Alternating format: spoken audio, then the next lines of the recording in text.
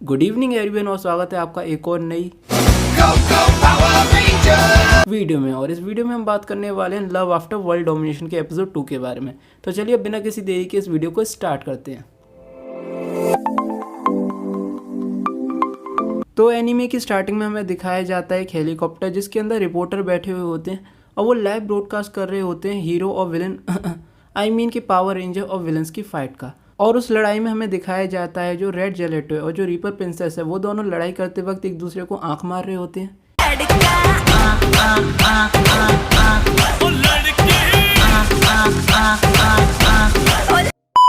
और वो एक दूसरे को आंख इसलिए मार रहे होते हैं ताकि वो एक दूसरे को बता पाएं कि वो एक दूसरे को कहाँ हमला करने वाले हैं। मतलब कि रेड जेलेटो आंख मार के बताता है कि वो उसे पंच मारने वाला है और रीपर प्रिंसेस आंख मार के बताती है वो उसे लात मारने वाली है, तो ताकि वो दोनों एक दूसरे के अटैक से बच पाएँ। और इस बीच हमें दिखाया जाता है जो लोग इस फाइट को लाइव देख रहे होते हैं, मतलब जो ऑडियंस इस फाइट को लाइव देख रही होती है, उन्हें ये फाइट बहुत ज़्यादा इंटेंस लगती है।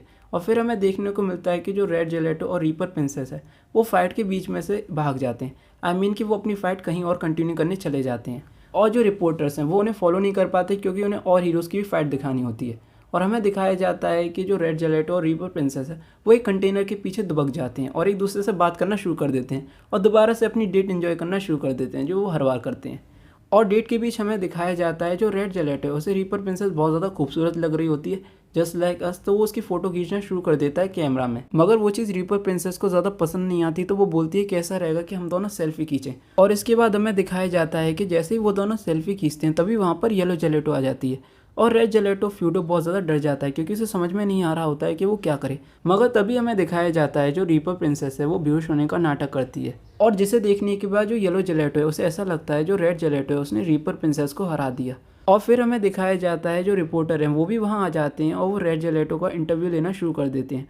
और जो रिपोर्टर होते हैं उनका पहला क्वेश्चन रेड जेलेटो से ये होता है कि उसे रीपर प्रिंसेस मतलब देशों कैसी लगती है, मतलब कि उसके थॉट क्या हैं रीपर प्रिंसेस के ऊपर। तो रेड जेलेटो उसका आंसर देता है कि उसे रीपर प्रिंसेस दुनिया में सबसे अलग लगती है। और जिसे सुनने के बाद जो देशों में वो भी शर्मा जाती है, मतलब वो बेहोश होने का नाटक कर रही होती है तो उसे भी ये चीज़ें सुनने के बाद थोड़ी बहुत शर्म आ जाती है। और इसके बाद हमें दिखाया जाता है जो इंटरव्यू है वो थोड़ी देर तक चलते रहता है और आखिर में जो रिपोर्टर होती है वो उससे एक लास्ट सवाल पूछती है और वो रेड जेलेटो से पूछती है कि वो किसी रिलेशनशिप में है या नहीं। और रेड जेलेटो को समझ में नहीं आ रहा होता है कि वो इसका आंसर कैसे दे, मगर तभी वहाँ पर येलो जेलेटो आ जाती है और वो कहती है कि तुम्हें लगता है कि रेड जेलेटो किसी के साथ रिलेशनशिप में होगा, इसकी बॉडी तो देखो, ये बंदा हमेशा फिटनेस में ही लगा रहता है। और वो आगे कंटिन्यू करती है और बोलती है अगर कोई भी लड़की रेड जेलेटो को डेट करना चाहती है तो रेड जेलेटो की कॉन्टैक्ट इन्फो नीचे लिखी हुई है, तो तुम उसे अप्रोच कर सकती हो।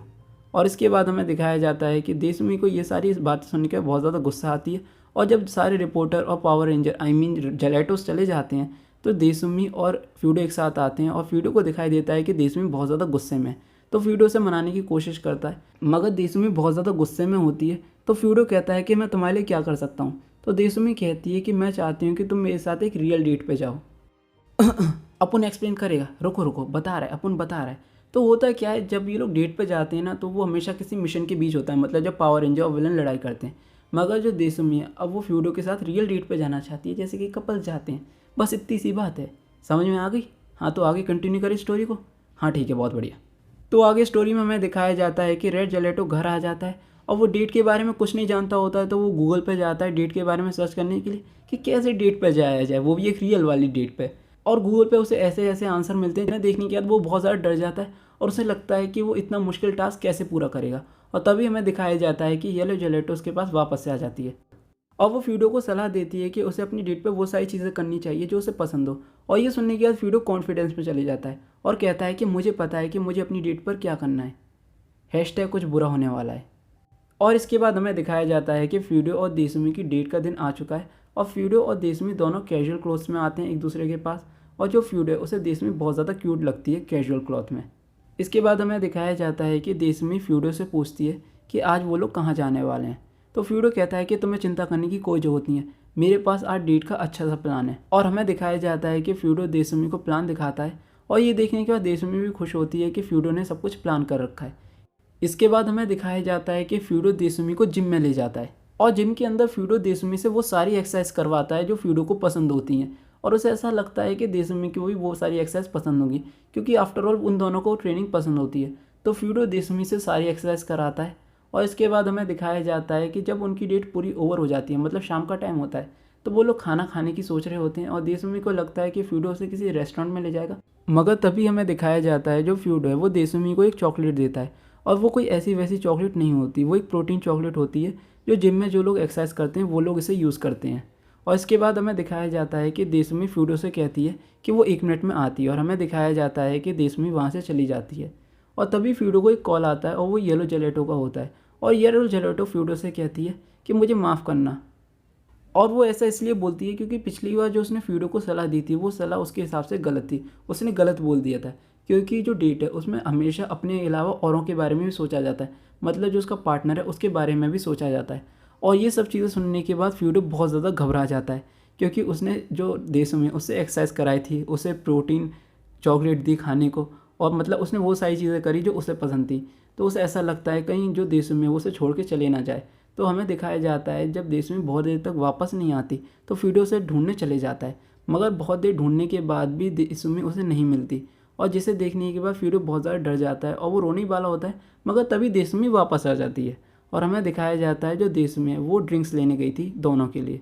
और इसके बाद हमें दिखाया जाता है जो देसुमी है वो फ्यूडो को बता रही होती है कि वो चॉकलेट्स के साथ ड्रिंक्स लेने गई थी, क्योंकि इन चॉकलेट्स को ड्रिंक्स के साथ खाने में ज़्यादा मज़ा आता है। मगर ड्रिंक्स की दुकान पर बहुत ज़्यादा भीड़ होती है, इसलिए उसे टाइम लग जाता है। और इसके बाद हमें दिखाया जाता है कि फ्यूडो देसुमी से माफ़ी मांगता है, क्योंकि उसने पहली बार डेट प्लान करी थी और वो डेट उसने अपने हिसाब से प्लान करी थी जो चीज़ें उसे पसंद है। तो इस वजह से उसे लगता है कि उसने देसुमी का दिल दुखाया है।